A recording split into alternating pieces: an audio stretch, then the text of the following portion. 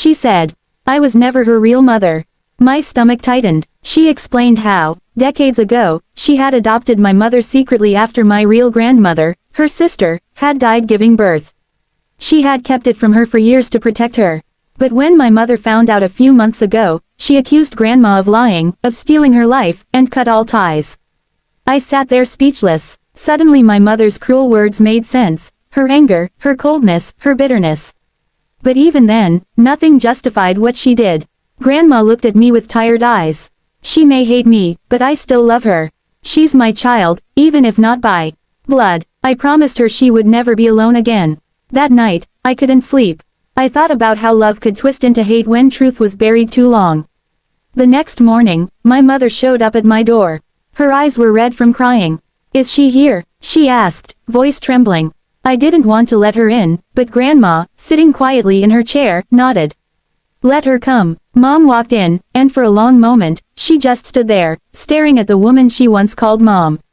Then she broke down. Why didn't you tell me? She cried. Grandma smiled weakly. Because I wanted you to feel loved, not abandoned. My mother fell to her knees, sobbing. The silence of the room was filled with decades of pain, love, and misunderstanding. I watched as Grandma reached out and touched her hair gently, whispering, "You were always my daughter."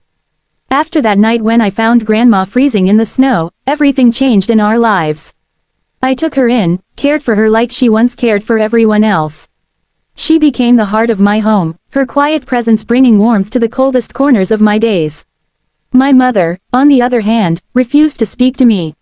She called once, shouting that I was being manipulated, that Grandma had fooled everyone for years.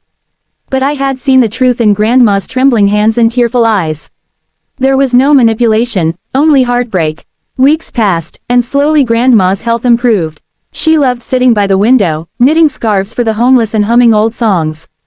Sometimes, she'd pause mid-song, lost in thought, her gaze distant.